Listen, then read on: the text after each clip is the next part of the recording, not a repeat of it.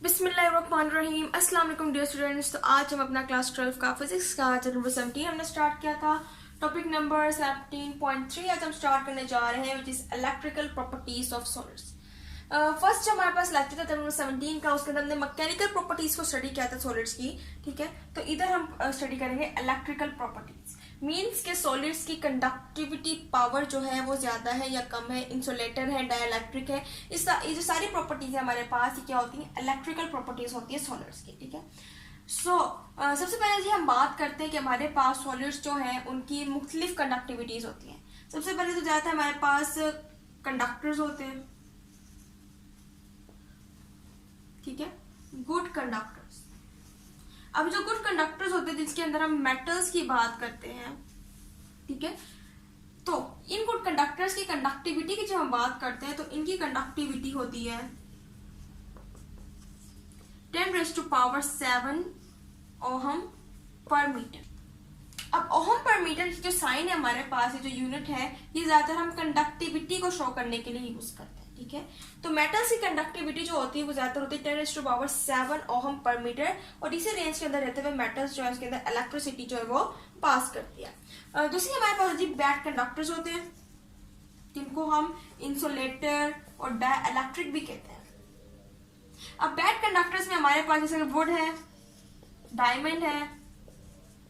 ठीक है, अब इनकी कंडक्टिविटी पावर है वो होती है जी माइनस के अंदर, मीन्स की 10⁻⁻10 टू 10⁻⁻20। ये इनकी क्या होती है, रेंज होती है जिसके अंदर ही रहते हुए वर्क करते हैं। ठीक है, उनके अंदर से इलेक्ट्रिसिटी बिल्कुल भी पास नहीं होती है। और तीसरी हमारे पास टाइप होती है जी सेमीकंडक्टर्स की। सेमीकंडक्टर्स मीन्स के जो पार्शियली एक्ट कर रहे होते हैं एज अ गुड कंडक्टर और partially as a bad conductor, और इनकी कंडक्टिविटी पावर रेंज करती है फ्रॉम 10⁻⁻4 टू 10⁻⁻6 ओहम पर मीटर। ठीक है, सो ये हमारे पास क्या होती है जी, ये कुछ प्रॉपर्टीज थी इलेक्ट्रिकल प्रॉपर्टीज सॉलिड्स की, उनकी कंडक्टिविटी पावर को हमने स्टडी किया है कि गुड कंडक्टर की, बैड कंडक्टर की और सेमीकंडक्टर्स की। इसके अलावा हमने केमिस्ट्री में पढ़ा था जी बोहर मॉडल ऑफ एटम। ठीक है, कि बोहर एक साइंटिस्ट था जिसने, इसके अलावा इसमें बात की गई है जी बोहर एटम मॉडल की। ठीक है, जो बोहर ने एक एटॉमिक मॉडल बनाया था उसके बारे में बात कर रहे हैं कि जैसा कि हमने केमिस्ट्री में भी पढ़ा था फर्स्ट ईयर में कि किस तरह से बोहर जो है एक साइंटिस्ट था जिसने एक एटॉमिक मॉडल बनाया था। उसने कुछ रूल्स को प्रपोज किया था कि हमारे पास जो इलेक्ट्रॉन्स है वो फ्रीली मूव करते हैं। ठीक है, इसके अलावा उसने कहा था कि न्यूक्लियस जो है हमारे पास, जिसको हम प्रोटॉन भी कहते हैं, सो न्यूक्लियस जो है उसका कोई भी क्या होता है, उसकी ग्रैप्टनेस नहीं होती है। ठीक है, ग्रैप्टनेस जो है वो इलेक्ट्रॉन्स पर नहीं होती है। इसके अलावा उसने कहा था कि जो न्यूक्लियस की ग्रैप्टनेस है वो इलेक्ट्रॉन्स पर नहीं होती है, और उसी वजह से इलेक्ट्रॉन जो है वो फ्रीली मूव करते हैं।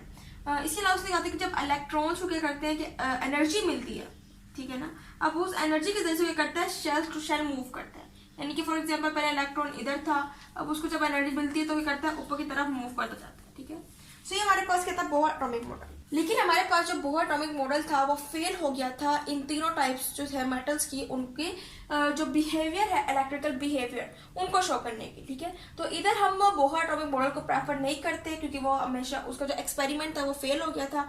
इधर हम यूज करेंगे जी एनर्जी बैंड थ्योरी का, एनर्जी बैंड थ्योरी। ठीक है, फॉर एग्जाम्पल हमारे पास न्यूक्लियस है और जी इधर इसके पास है जी एक इलेक्ट्रॉन। ठीक है, अब इधर हम कह रहे हैं कि जो इलेक्ट्रॉन है क्या हुआ हुआ, इसके साथ बाउंड हुआ हुआ है। ठीक है, मीन्स के न्यूक्लियस ने इसको पकड़ के रखा हुआ है, कैप्चर किया हुआ है, और ये इजिली बाहर मूव नहीं कर सकता है। ठीक है, लेकिन हम क्या कहते हैं कि फॉर एग्जाम्पल अगर मुख्तलिफ एटम जो है उनके इलेक्ट्रॉन्स इसके इर्द गिर्द आ जाए, इसको सराउंड कर लें, अब क्या होगा कि अब इस जो हमारे पास एटम है, मुख्तलिफ एटम्स है, उनके इलेक्ट्रॉन्स आ जाएंगे इधर, और ये करेंगे, इस पर फोर्स लगाएंगे, इस इलेक्ट्रॉन पर। ठीक है, जितने भी इलेक्ट्रॉन्स हैं करेंगे इस पर फोर्स लगाएंगे। अब जब इस बेचारे एक इलेक्ट्रॉन पर फोर्स लगेगा तो क्या हो जाएगा, टूट जाएगा, ये पूरा का पूरा एटम जो है क्या हो जाएगा, स्प्लिट अप हो जाएगा और मुख्तलिफ एनर्जी बैंड्स बना लेगा। ठीक है, ठीक है, सो इधर हमने बात की कि हमारे पास सिर्फ और सिर्फ एक एटम था और उसके अंदर इलेक्ट्रॉन जो है वो रिवॉल्व कर रहे थे। लेकिन जब मुख्तलिफ और हमारे पास एटम्स इसके इर्द गिर्द आ गए, सराउंडिंग्स में आ गए, तो उन्होंने इसके एटम के ऊपर फोर्स लगानी है और ये इस एटम की जो एनर्जी लेवल्स हो जाएंगे टूट जाएंगे, स्प्लिट अप हो जाएंगे। ये एटम जो क्या हो जाएगा, स्प्लिट हो जाएगा और फिर ये मुख्तलिफ बैंड बना देगा, ठीक है। और ये बैंड हमारे पास इस फॉर्म में होंगे, ठीक है। पहले इसकी फॉर्म यू थी, ठीक है। अभी क्या हो जाएगी, इस फॉर्म में क्या हो जाएंगे, बैंड जो है वो बन जाएंगे। अब जैसा कि हमने कहा कि हमारे पास जी बैंड्स बनेंगे, ठीक है। अब ये बैंड जो हमारे पास ये कब बने, जब मुख्तलिफ एटम उस एक एटम के करीब आए और वो एटम टूट गया, ठीक है। अब इन बैंड से हम बात करते हैं तब ये हमारे पास क्या बन गई, मुख्तलिफ स्टेट्स बन गई। पहले हमारे पास एनर्जी लेवल्स थे, अब ये एनर्जी लेवल्स क्या बन गई है, स्टेट्स के फॉर्म में हमारे पास मौजूद है। इसके अलावा जब हम इस बीच में हमारे गैप की बात करते हैं, जो बीच में हमारे पास गैप है, अब कहते हैं कि हमारे पास ये एक ऐसा हिस्सा है जहां पर इलेक्ट्रॉन जो है वो रिवॉल्व नहीं कर सकते, यहाँ पर इलेक्ट्रॉन मूव नहीं कर सकते, इसलिए हमने इस गैप को नाम दिया जी। सो ये हमारे पास क्या है जी, फॉरबिडन एनर्जी स्टेट्स और गैप्स, ठीक है। इसके अलावा हम दोबारा से बात करते हैं जी एक एटम की। फॉर एग्जाम्पल हमारे पास एक एटम है, उसका न्यूक्लियस है, और फॉर एग्जाम्पल हमारे पास एटम है जी नाइट्रोजन का, ठीक है। नाइट्रोजन हमारे पास है और नाइट्रोजन का एटॉमिक नंबर हमारे पास होता है जी 11। मीन्स है यहाँ पर कितने इलेक्ट्रॉन्स मौजूद होंगे, 11,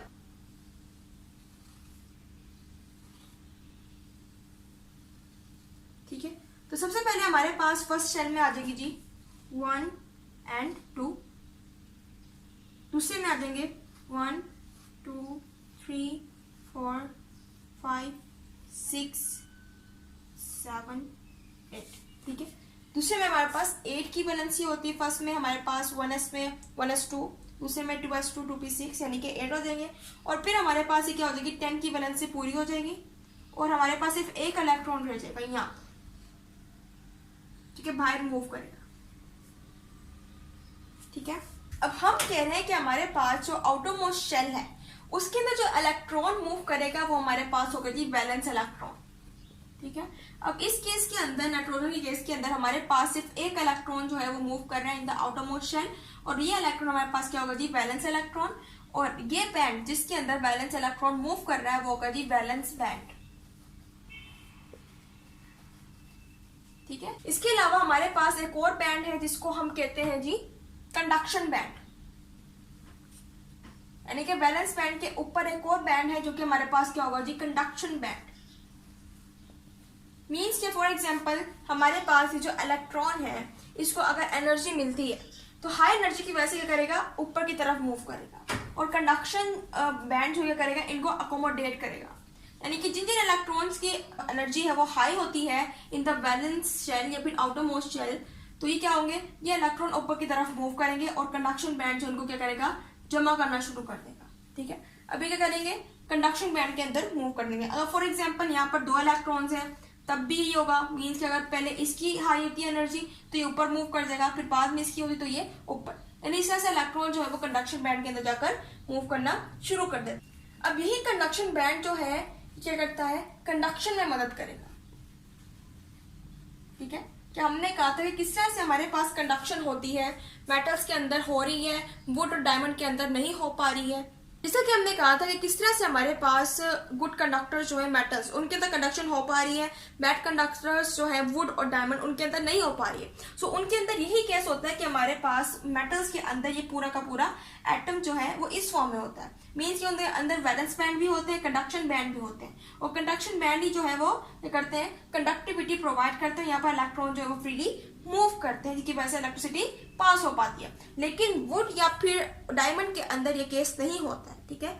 इसके अलावा बैड कंडक्टर के अंदर ये केस नहीं होता है, मीन्स कि उनके अंदर एटम का स्ट्रक्चर ऐसे नहीं होता, उनके अंदर ना ही कंडक्शन बैंड होते हैं ना ही वैलेंस बैंड, ठीक है, जिसकी वजह से वहां पर इलेक्ट्रिसिटी पास नहीं हो पाती है।